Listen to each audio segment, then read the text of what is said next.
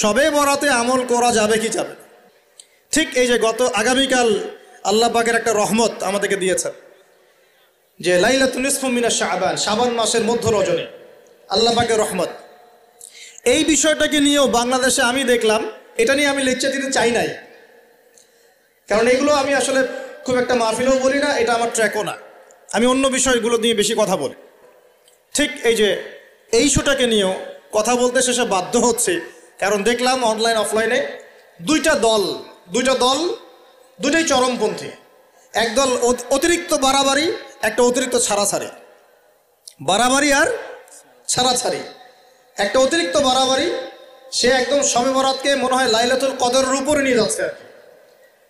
লাইলাতুল নিসফু মিনাশ শাবানকে কোনো কোনো ক্ষেত্রে বাড়াবাড়ি পন্থীরা একদম লাইলাতুল কদরের উপরে নিয়ে চলে যাচ্ছে। আর ছাড়াছাড়ি যারা, তারা বলছে এই রাত্রে কোনো কিছুই করা যাবে না।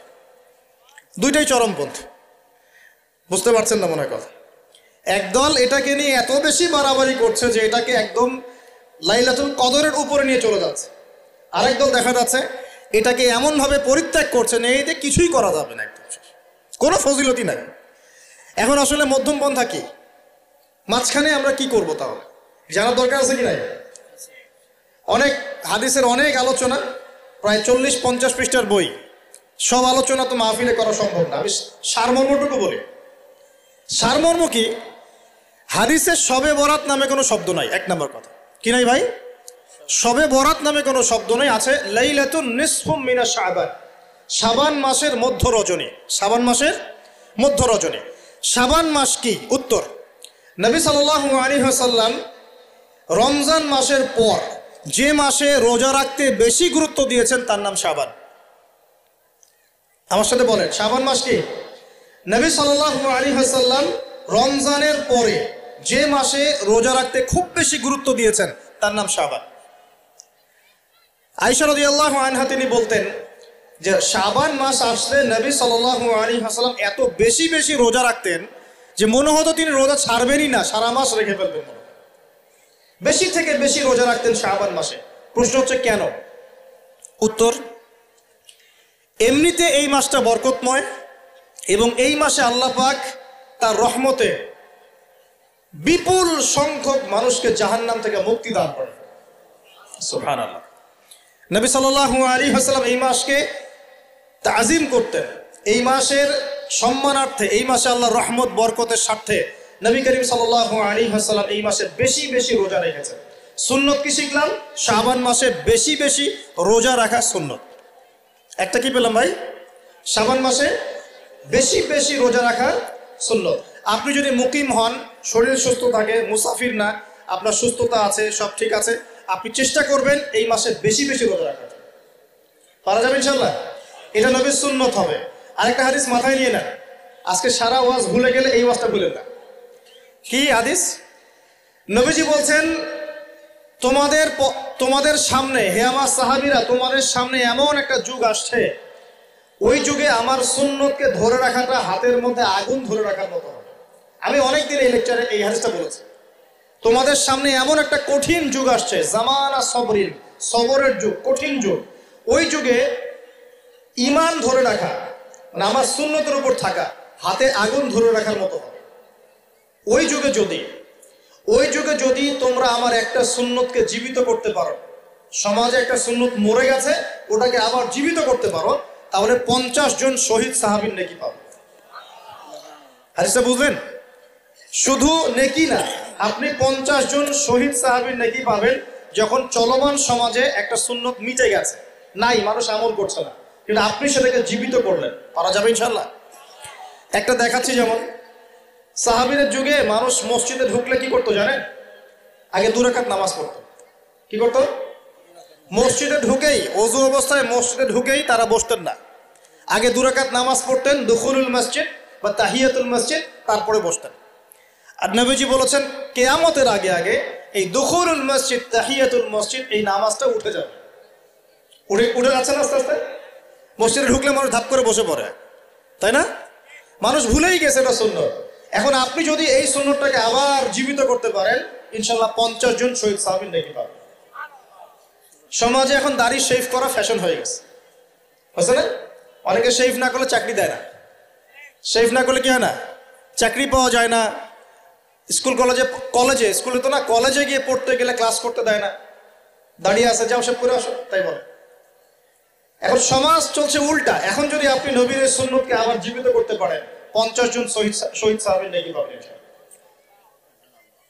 রাতে ঘুমানোর সময় একটা সুন্নত আছে, 33 বার সুবহানাল্লাহ, 33 বার আলহামদুলিল্লাহ, 34 বার কি আল্লাহু আকবার। বহু মানুষই পড়ে না। আপনি যদি পড়তে পারেন ইনশাআল্লাহ আল্লাহ পাক আপনাকে নেকি দিবেন। সমাজের বহু মানুষ চুল একদম এখন মেসি রোনাল্ডো কাট, তাই না? মেসি কাট আর রোনাল্ডো কাট। আর আমি সিলেট অঞ্চলে দেখে আসছি এখন লন্ডন কাট, 2 পাশ ছিলে মাঝখানে চুল, লন্ডন থেকে শিখে আসছে। এখন চুলেরও কিন্তু সুন্নত আছে, আছে কি নাই? দাড়ির যেমন সুন্নত আছে, চুলের সুন্নত নাই। একদম সামন পিছন সমান করতে পারেন, অথবা যদি চুল নাই থাকে তাহলে চুল মাথা মুন্ডন করেও রাখতে পারেন। অনেক সাহাবীর মাথা মুন্ডিত ছিল। আবার অথবা কানের লতি পর্যন্ত বা কাঁধ বাবড়ি রাখতে পারেন। এটা চুলের সুন্নত হলো কিনা? এখন সমাজের সব মানুষ এই সুন্নতটাকে ভুলে গেছে। আপনি সুন্নত মনে করে রেখেছেন, ইনশাল্লাহ আপনি নেকি পাবেন ইনশাআল্লাহ। এরকম অগণিত সুন্নত আছে, অগণিত, যেগুলো আমাদের সমাজ থেকে আস্তে আস্তে উঠে যাচ্ছে। আমি খুব দুঃখের সাথে বলছি, অনেক মসজিদে ফরজ নামাজ পড়ার পরে আমরা কি করি? একটা মোনাজাত করি, আল্লাহুম্মা আমিন বিরহমাতিকা ইয়া আরহামার রাহিম, ব্যাস উঠে চলে গেলাম, তাই না? উঠে চলে যায় না, তারপর স্যান্ডেল নিয়ে বাইরে চলে গেল। অথচ সালাম ফিরানোর পরে একবার বলতে হয় আল্লাহু আকবার, কি বলতে হয়? 3 বার বলতে হয় আস্তাগফিরুল্লাহ আস্তাগফিরুল্লাহ আস্তাগফিরুল্লাহ, বলতে হয় আল্লাহুম্মা আনতাস সালাম ওয়া মিনকাস সালাম তাবারাকতা ইয়া যাল জালালি ওয়াল ইকরাম। একবার পড়তে হয় আয়াতুল কুরসি, 33 বার সুবহানাল্লাহ, 33 বার আলহামদুলিল্লাহ, 33 বার আল্লাহু আকবার, তারপর কালিমা শাহাদা। এরপর সূরা ফালাক একবার, সূরা নাস একবার, ইখলাস একবার। আরো অনেক দোয়া আছে, আল্লাহুম্মা লা মানিআ লিমা আ'তাইত ওয়া লা মু'তিয়া লিমা মানা'ত ওয়া লা ইয়ানফা'ু যাল জাদ্দি মিনকাল জাদ। পড়তে হয় আল্লাহুম্মা ইন্নী আউযু বিকা মিনাল হাম্মি ওয়াল হাযান ওয়াল আজজি ওয়াল কাসালি ওয়াল বুখলি ওয়াল জুবন ওয়া দালা'id দাইন ওয়া গালাবাতির রিজাল।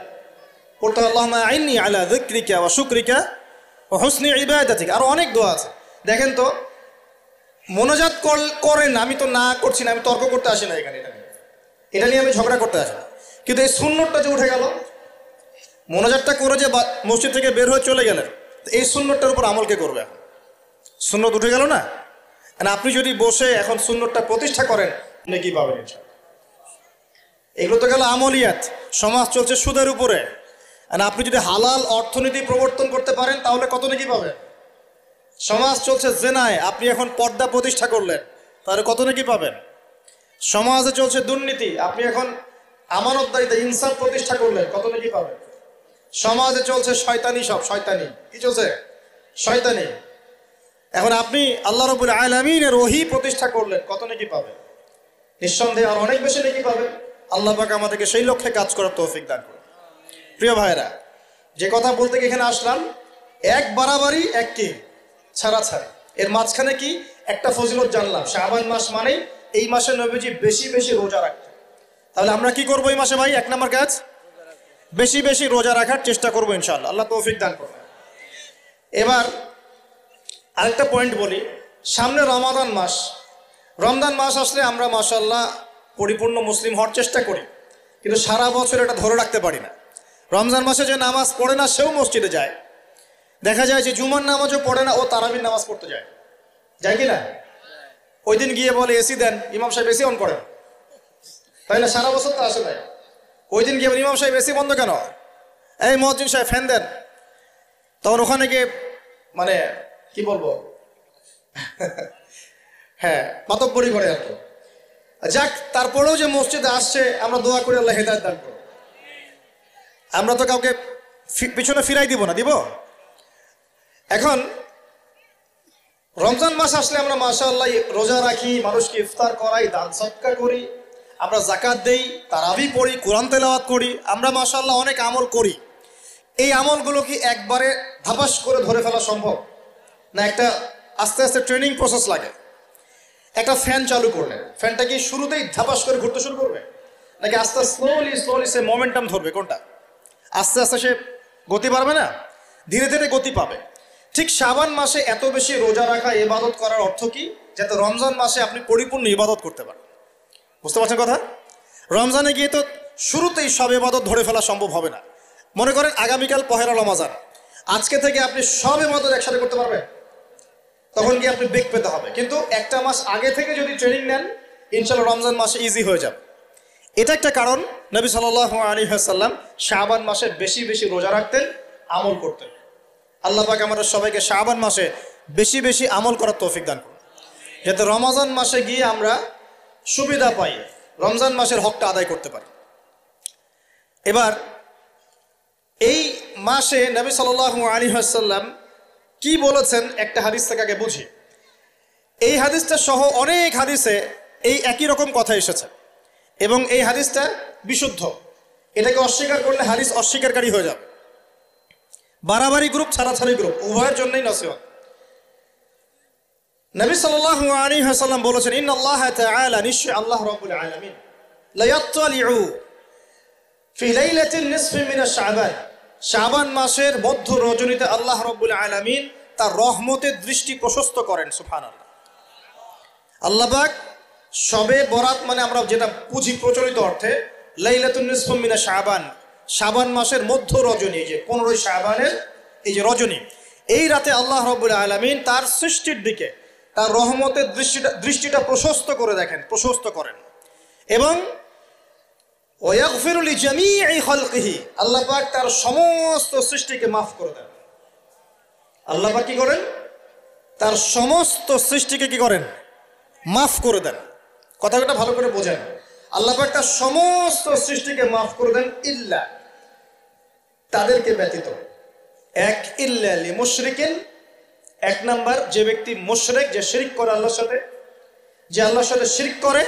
আর দুই, মুশাহিনিন, যে ব্যক্তি অন্তরে মানুষের সাথে বিদ্বেষ পোষণ করে, হিংসা বিদ্বেষ মনে আছে এরকম ব্যক্তি, এবং মনের মধ্যে শিরক আছে, শিরকি আকীদা, মুশরিক, এই দুই শ্রেণীর মানুষ ছাড়া আল্লাহ পাক সমস্ত মানুষকে মাফ করে দেন। তাহলে এই রাতের ফজিলত প্রমাণ হলো কিনা? রাতের ফজিলতটা প্রমাণ হলো কিনা? আচ্ছা, এখন এর ব্যাকআপ আরো অনেকগুলো হাদিস আছে। ওই সবগুলো হাদিসকে একত্রিত করলে এমনই কনক্লুশন আসে। এছাড়াও আরো কিছু দুর্বল হাদিস আছে, এগুলো দুর্বল, সনদগতভাবে অন্যান্যভাবে দুর্বল। ওখানে আরো কিছু পয়েন্ট পাওয়া যায় যে আর কাকে কাকে আল্লাহ পাক মাফ করেন না। সবাইকে তো মাফ করেন, আর কাকে কাকে করেন না। এই হাদিসে দুটো পেয়েছি, এটা একদম অকাট্য। এটা হলো মুশরিক, আল্লাহ পাক মাফ করেন না। দুই, যে অন্তরে হিংসা বিদ্বেষ পোষণ করে, হিংসা বিদ্বেষ আছে, এদেরকে আল্লাহ মাফ করেন না। আরো কিছু দুর্বল বর্ণনা থেকে পাওয়া যায়, এটা দুর্বল বর্ণনা, কিন্তু জেনে রাখতে তো সমস্যা নাই। সমস্যা আছে? আর পাপ তো পাপী, দুর্বল হাদিসে আসুক আর কঠিন হাদিসে আসুক, পাপ তো পাপী নাকি? পাপ ছাড়তে কোনো সমস্যা আছে? তো তৃতীয় এক শ্রেণীর নাম পাওয়া যায়, যারা হচ্ছে আত্মহননকারী, নিজেরা নিজেদেরকে আত্মহত্যা করেছে, এদেরকে আল্লাহ মাফ করে। আত্মহনন বোঝেন কিনা? আত্মহত্যা যারা করে, আত্মহনন, এটা একটা শ্রেণী পাওয়া যায়। 4 নম্বর একটা পাওয়া যায় আত্মীয়তার সম্পর্ক ছিন্নকারী, আত্মীয়তার সম্পর্ক ছিন্নকারী। 5 নম্বর একটা পাওয়া যায়, সেটা হলো মাদক দ্রব্য সেবনকারী। মাদক দ্রব্য সেবনকারী, যুবকরা খুব ভালো করে শোনায়, মাদক দ্রব্য সেবনকারী আল্লাহ সবাইকে মাফ করেন, মাফ করছেন না। আরেকটা পাওয়া যায়, সেটা হলো যারা জেনার পাপে লিপ্ত আছে। কিসের পাপে ভাই? জেনার পাপ। এরকম আর কিছু ব্যাকআপ পাওয়া যায়, কিন্তু এগুলোর বর্ণনা দুর্বল। বর্ণনা কি? দুর্বল। কিন্তু পাপ তো পাপই নাকি? এই পাপগুলো তো পাপ, এই পাপগুলো করলে কি আল্লাহ খুশি হন? অকাট্য সহি থেকে পাওয়া যায় এই দুইটা, মুশরিক এবং মুশাহিদ, যারা শিরক করে, অন্তরে বিদ্বেষ পোষণ করে, আল্লাহ পাক এদেরকে মাফ করেন। এখন আগে জানি শিরক থেকে কিভাবে বাঁচবো, শিরক কি এবং কেন, তারপরে জানবো হিংসা বিদ্বেষ, তারপরে আমরা যাব এই রাত্রে আমরা কি করতে পারি। মনে রাখবেন, আমল করতে হবে 3টা বিষয় খেয়াল রেখে। কয়টা বিষয় ভাই? আমল করতে হবে 3টা বিষয় খেয়াল রেখে। এক, আমল করতে হবে একমাত্র আল্লাহ পাকের সন্তুষ্টির জন্য। 1 নম্বর কি বলেন? এক আল্লাহর সন্তুষ্টির জন্য, কারো সন্তুষ্টির জন্য না, কারো জন্য না, শুধু কার জন্য? দলিল হচ্ছে ইন্নাস সালাতি ওয়া নুসুকি ওয়া মাহইয়ায়া ওয়া মামাতি লিল্লাহি রাব্বিল আলামিন ফাসাল্লি লিরাব্বিকা ওয়ানহার। দুই, আমল হতে হবে একমাত্র নবী সাল্লাল্লাহু আলাইহি ওয়াসাল্লামের সুন্নত মোতাবেক। কার সুন্নত মোতাবেক? নবী এবং সাহাবীদের সুন্নতের সাথে মেলে না সেই আমল করা যাবে না। নবী এবং সাহাবীদের সুন্নতের সাথে মেলে না সেই আমল করা যাবে না। তিন নাম, আমলটা যত সুন্দরই মনে হোক, আমলটা যত সুন্দরই মনে হোক আর যত মানুষই করুক, যত মজাদার মনে হোক না কেন, নবী করেন নাই, সাহাবীদের থেকে প্রমাণ নাই, আমল করব না। করলে বেদাত হয়ে যাবে। কি হবে? বেদাত হয়ে যাবে। আর তিন নাম্বার হচ্ছে, আমলগুলো করার আগে অবশ্যই আপনার রিজিকটাকে হালাল করতে হবে। কি করতে হবে ভাই? ব্যাস এই তিনটা শর্ত পূরণ করে আমল করলে ইনশাআল্লাহ তাআলা আমরা জান্নাতে যাবো। ইনশাআল্লাহ আমরা আশাবাদী আল্লাহ পাক আমাদেরকে জান্নাত দিবেন ইনশাআল্লাহ। আল্লাহ পাক এক রাতে রহম করে সমস্ত মাখলুক সৃষ্টিকে মাফ করে দিচ্ছেন, শুধু শিরক এবং হিংসা বিদ্বেষ পোষণকারীকে মাফ করছেন না। বুঝতে হবে এই পাপ দুটো কত কঠিন। এবার আসেন প্রথমে একটু শিরক নিয়ে কথা বলি, তারপরে মুশাহিন নিয়ে কথা বলি। ধৈর্য ধরবেন তো নাকি? দেরি হচ্ছে? সবর করেন। এখন প্রথমে জানি শিরক কি এবং কেন। শিরক হচ্ছে এমন একটা পাপ, যেই পাপ আমলনামায় থাকলে পরে বিনা তওবায় যদি সেই ব্যক্তি মারা যায়, আল্লাহ পাক তাকে মাফ করবেন না। ভালো করে শোনেন, শিরক এমন একটা পাপ, যে পাপ যদি আমলনামায় থেকে যায়, বিনা তওবায় সে মারা যায়, শিরকের পাপ নিয়ে আল্লাহর সামনে দাঁড়ায়, আল্লাহ তাকে মাফ করবেন না। দলিল সূরা নিসা, আল্লাহ পাক বলছেন, ইন্নাল্লাহা লা ইয়াগফিরু আন ইউশরাকা বিহি ওয়া ইয়াগফিরু মা দুনা যালিকা লিমান ইয়াশা। আল্লাহ পাক তার সাথে শিরকের গুনাহ মাফ করবেন না, এছাড়া যে কোনো গুনাহ যাকে ইচ্ছা মাফ করবেন। বুঝাচ্ছি, মনে করেন একজন ব্যক্তি জিনা করেছে, কথার কথা নাউযুবিল্লাহ, একজন ব্যক্তি জিনা করেছে বা মিথ্যা কথা বলেছে, ধরেন মদ খেয়েছে ইত্যাদি। এখন সে তওবা করলে তো মাফ পেতই, তওবা করলে মাফ হতো না? তওবা করলে মাফ তো পেতই। মনে করেন তওবা না করেই মারা গেছে, আল্লাহ পাক চাইলে কিয়ামতের মাঠে এই পাপও বিনা তওবাতেই মাফ করতে পারে। কথা বুঝতে পারছেন? বুঝতে পারছেন না মনে হয়। মনে করেন একজন ব্যক্তি মদ খেয়েছে, জিনা করেছে ইত্যাদি, সে তওবা করার ফুরসত পায় নাই, বিনা তওবায় মারা গেছে। আল্লাহ পাক চাইলে কিয়ামতের মাঠে তওবা না করা সত্ত্বেও আল্লাহ পাক তাকে মাফ করতে পারে। কিন্তু একজন ব্যক্তি শিরকের পাপ করেছে, তওবা না করে মারা গেছে, আল্লাহ পাক কিয়ামতের মাঠে শিরকের পাপ মাফ করবেন। আমি কি বুঝতে পারছি? অন্য পাপের কারণে আল্লাহ রাব্বুল আলামিন শাস্তি দিয়ে হোক, কোনো একটা ভাবে হোক, নবীর সুপারিশের মাধ্যমে হোক, তাকে জাহান্নামে গেলেও সেখান থেকে বের করে জান্নাতে দিবেন ইনশাআল্লাহ। কিন্তু শিরকের পাপ যার আমলনামায় থাকবে, তার উপর জান্নাতকে হারাম করে দেওয়া হয়েছে। বলেন নাউযুবিল্লাহ। সূরা মাইদায় দলিল আছে, শিরকের পাপ যার আমলনামায় আছে তার জন্য জান্নাতকে হারাম করে দেওয়া হয়েছে। শিরক মানে অংশীদার সাব্যস্ত করা, আল্লাহ পাকের সাথে কাউকে সমকক্ষ করা। শিরক কত প্রকার হয়? উত্তর 3 প্রকার। কয় প্রকার ভাই? বিশ্বাসে শিরক হয়, মানে আকীদায় শিরক হয়, আমলে শিরক হয়, মানে কাজে শিরক হয়, কথা বা লিসানে শিরক হয়। মনে থাকবে? 1 নাম্বার কিসে শিরক হয়? বলেন আমার সাথে। বিশ্বাসে শিরক হয়, আকীদায় শিরক হয়। 2 নাম্বার আমলে শিরক হয়, কাজে শিরক হয়। 3 নাম্বার কথায় শিরক হয়। কয়েকটা এক্সাম্পল দিয়ে বুঝতে পারবেন। একজন ব্যক্তি মনে করেন বিশ্বাস করে যে আল্লাহ বলতে কেউ নাই, কি হবে এটা? বলেন শিরক। একজন ব্যক্তি মনে করেন বিশ্বাস করে যে আল্লাহ আছে, আরো ইলাহ আছে, তাহলে কি হবে? কেউ যদি বিশ্বাস করে আল্লাহর সন্তান আছে, কি হবে?